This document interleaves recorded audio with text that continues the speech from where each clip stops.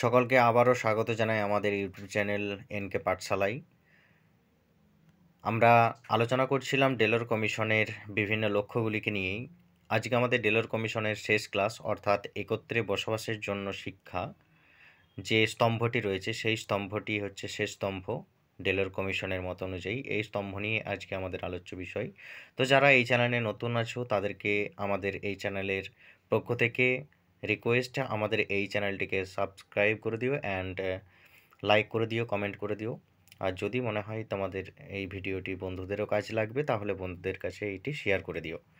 আর আমাদের এই ভিডিওর ডেসক্রিপশনে টেলিগ্রাম গ্রুপের চ্যানেলের বা লিঙ্ক দেওয়া আছে, ওইখানে তোমরা ক্লিক করে আমাদের টেলিগ্রাম গ্রুপে জয়েন হয়ে যেও, কারণ এই যে পিডিএফটি দেখতে পাচ্ছ এইরকম ধরনের পিডিএফের নোটসগুলি তোমাদের ওই টেলিগ্রাম গ্রুপে আপলোড করে দেওয়া হয়। এছাড়াও যারা বিএডে রয়েছে তারাও চ্যানেলটিকে সাবস্ক্রাইব করে রাখো, কারণ আমরা কিছুদিনের মধ্যেই তোমাদের বিএড ফার্স্ট সেমিস্টারের সাজেশন ভিত্তিক কিছু কোয়েশ্চেন অ্যান্সার নিয়ে আলোচনা করব। আর কয়েকদিনের মধ্যেই হয়তো তোমরা এই চ্যানেলে পেয়ে যাবে বিএড রিলেটেড কিছু টপিক।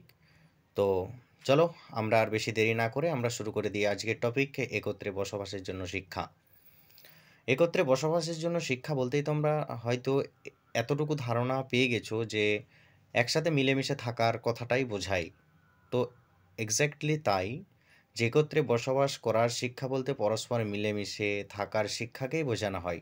বিশ্বের সমস্ত মানুষকে এক সুতোয় বাঁধার আদর্শ গঠিত এই শিক্ষা মানুষের মন থেকে হিংসা বিদ্বেষ দূর করে তাকে বিশ্ব ভ্রাতৃত্বের পথে অগ্রসর হওয়ার প্রেরণা যোগায়।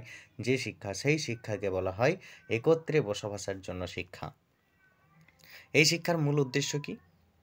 অর্থাৎ একত্রে বসবাসের জন্য যে শিক্ষার মূল উদ্দেশ্যটা কি রয়েছে?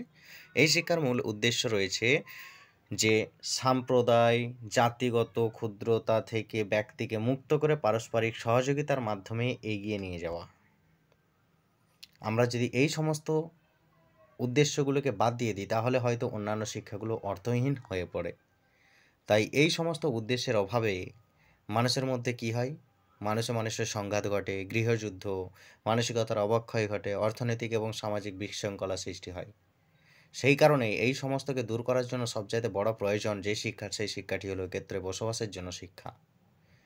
তাহলে বুঝতে পেরেছ একত্রে বসবাসের জন্য শিক্ষা বলতে কি বোঝায়?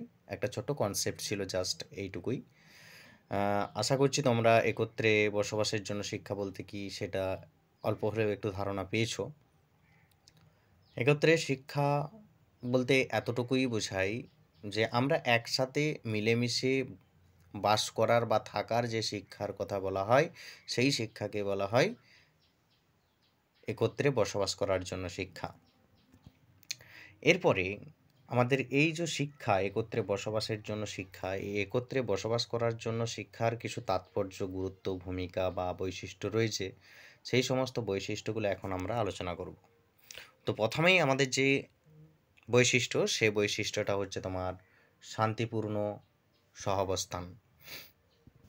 এই যে শান্তিপূর্ণ সহাবস্থান বলতে বোঝায় যে শিক্ষা, মানে এই শিক্ষা একত্রে বসবাসের জন্য শিক্ষা মানুষের মন থেকে হিংসা বিদ্বেষ ঈর্ষা অসুস্থ মানসিকতা, অর্থাৎ যে সংকীর্ণতা, মানুষের মধ্যে যে ভেদাভেদ, এই সমস্তকে দূর করে প্রেম ভালোবাসা সহযোগিতা সহমর্মিতাকে জাগ্রত করে সুন্দর এবং শান্তিপূর্ণভাবে বেঁচে থাকতে উৎসাহিত করে।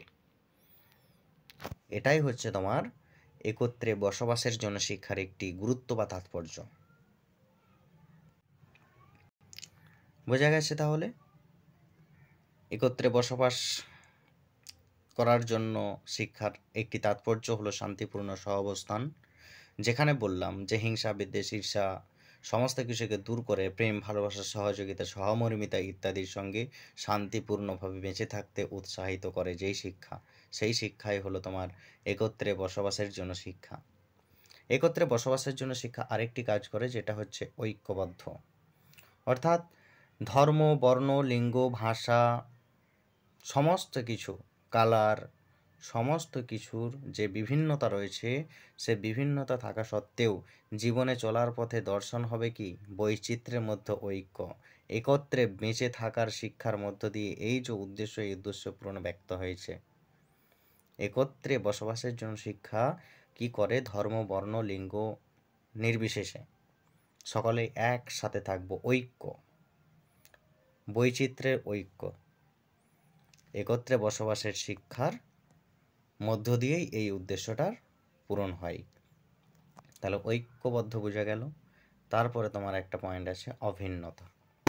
একত্রে বসবাসের মধ্য দিয়ে শিক্ষার্থীদের মধ্যে অভিন্নতা বোধের জাগরণ ঘটে।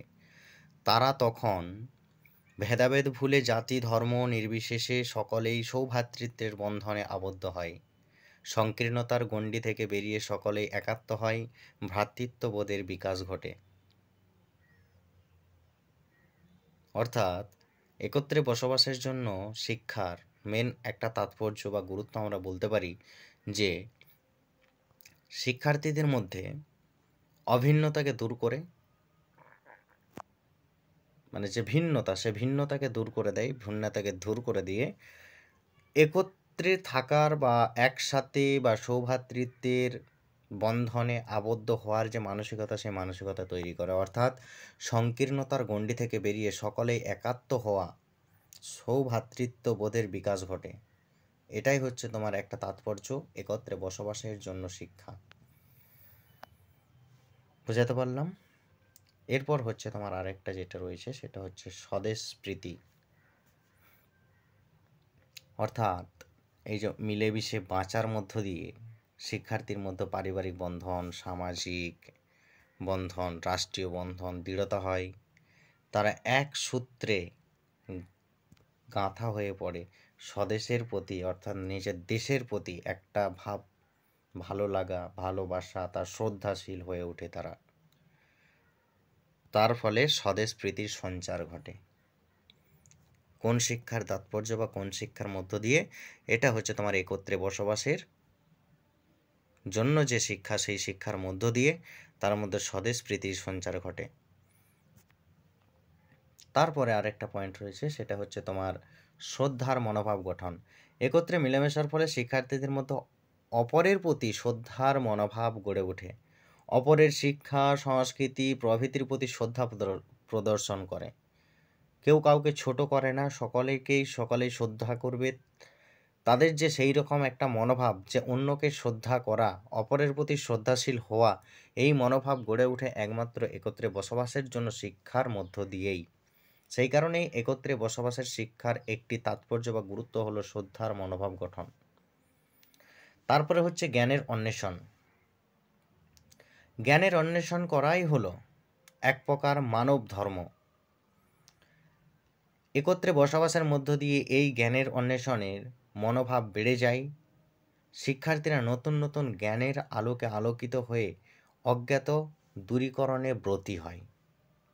বিভিন্ন ধরনের যে কুসংস্কার রয়েছে সেই কুসংস্কারগুলো থেকে বেরিয়ে আসার জন্য তারা বিভিন্ন ধরনের ক্রিয়াকলাপ করে এবং যে নতুন নতুন জ্ঞান অর্জন হয় সেই জ্ঞান থেকে তারা বুঝতে পারে যে কোনটা ঠিক কোনটা ভুল।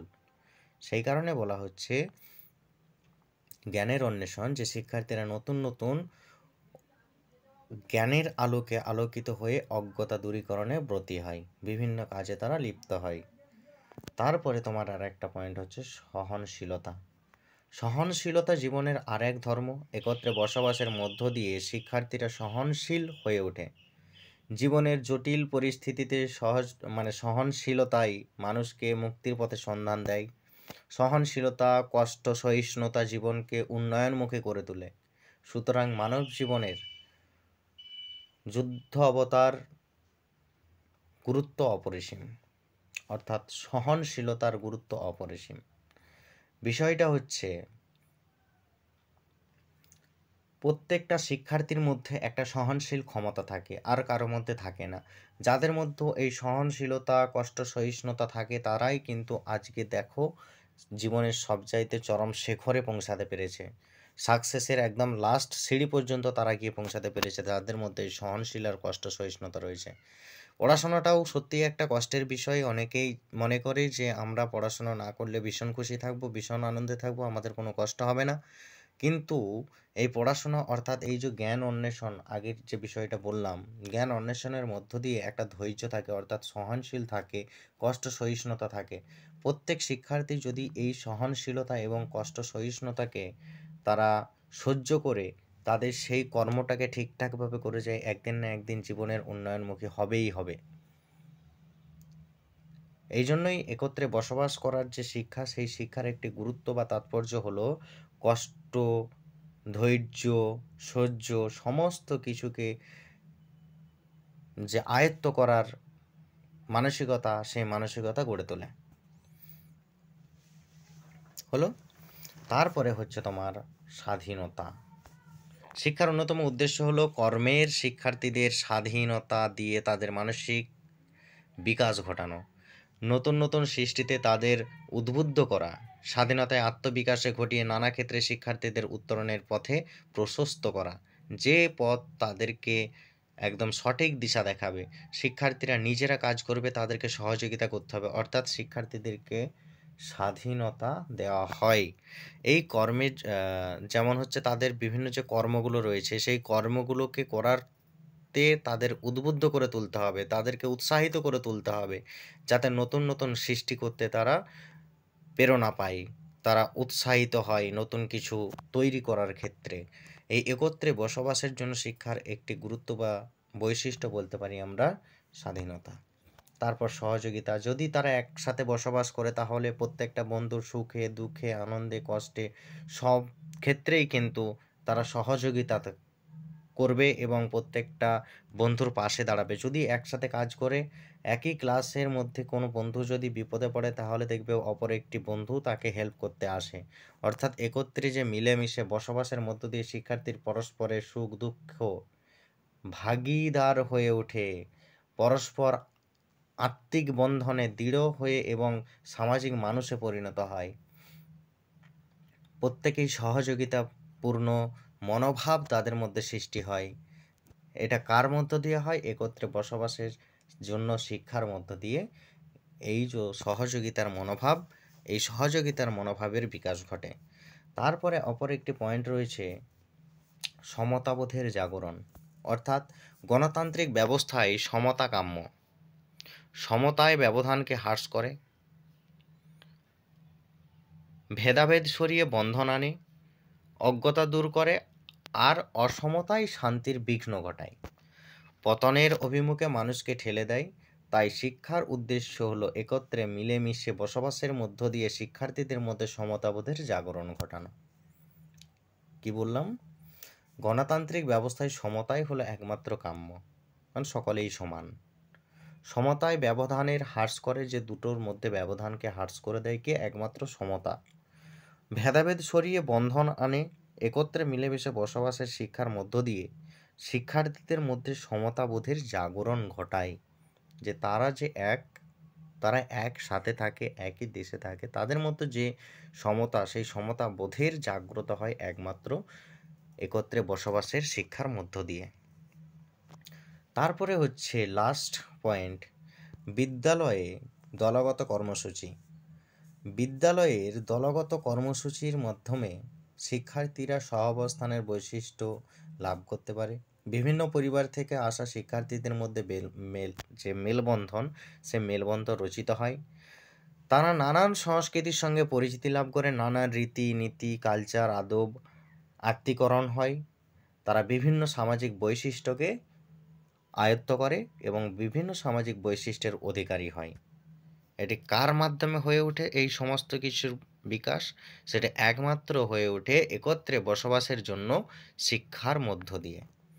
অর্থাৎ আমরা পরিশেষে বলতে পারি যে সমাজ সৃষ্টির পরপরই মানুষ তার চাহিদা পূরণের জন্য দলগতভাবে বসবাসের প্রবণতা দেখা যায়। যখন আমরা দেখেছিলাম যে আদিম বা প্রাচীন যুগে তারা দলবদ্ধভাবে থাকতো, কী কারণে? যারা ওই আক্রমণের, পশুদের যে আক্রমণ, সে আক্রমণের হাত থেকে বাঁচার জন্য, অর্থাৎ তাদের চাহিদা পূরণের জন্য দলগতভাবে বসবাসের প্রবণতা দেখা গিয়েছিল। তাই শিক্ষা ব্যবস্থায় যদি এমনভাবে পরিচালনা করা যায় যাতে শিক্ষার্থীরা দলগতভাবে বিভিন্ন কার্যাবলীতে অংশগ্রহণ করবে, তাহলে তাদের বা শিক্ষার্থীদের মধ্যে বিভিন্ন সামাজিক গুণাবলীর বিকাশ ঘটানো সম্ভব হবে। তাই প্রত্যেকটা শিক্ষা ব্যবস্থা বা প্রত্যেকটা শিক্ষালয়ে, বিদ্যালয়ে শিক্ষক এবং পরিচালকদের এমনভাবে তার পরিবেশটাকে রচনা করতে হবে যাতে তারা দলগতভাবে বিভিন্ন কার্যাবলীতে অংশগ্রহণ করতে পারে। তবেই কিন্তু একজন শিক্ষার্থীর মধ্যে যে বিভিন্ন সামাজিক গুণাবলীগুলো রয়েছে সেই সামাজিক গুণাবলীগুলির বিকাশ ঘটবে। এই ছিল তোমাদের একত্রে বসবাসের জন্য শিক্ষা। এই এতক্ষণ ধরে আমরা যেটা আলোচনা করলাম, একত্রে বসবাস করার জন্য শিক্ষার বৈশিষ্ট্য, গুরুত্ব বা তাৎপর্য যাই বলো না কেন সবটাই লেখা চলবে। Thank you for watching. আবারও তোমাদের কাছে একটা রিকোয়েস্ট, যারা এই চ্যানেলে নতুন আছো তারা আমাদের এই ভিডিওটিকে লাইক করে দিও, এবং যদি তোমাদের ভালো লেগে থাকে আরও যদি এইরকম এডুকেশনাল সম্পর্কিত ভিডিও দেখতে চাও তাহলে তোমরা এই চ্যানেলটিকে সাবস্ক্রাইব করে রাখো, কারণ আমরা এখানে বিএ, এমএ ইন এডুকেশন, বিএডের সমস্ত কিছু বিষয় নিয়ে আমরা আলোচনা করে থাকি। যদি তোমাদের ভালো লাগে তাহলে আমাদের এই চ্যানেলটিকে সাবস্ক্রাইব করে দিও। আর এই ভিডিওর ডেসক্রিপশানে আমাদের টেলিগ্রাম গ্রুপের লিঙ্ক দেওয়া রয়েছে, তোমরা ওইখানে গিয়ে আমাদের টেলিগ্রাম গ্রুপে জয়েন হয়ে যেতে পারো, কারণ আমাদের ওইখানে সমস্ত কিছু নোটসপত্রগুলো আপলোড করা হয়ে থাকে। Thank you for watching.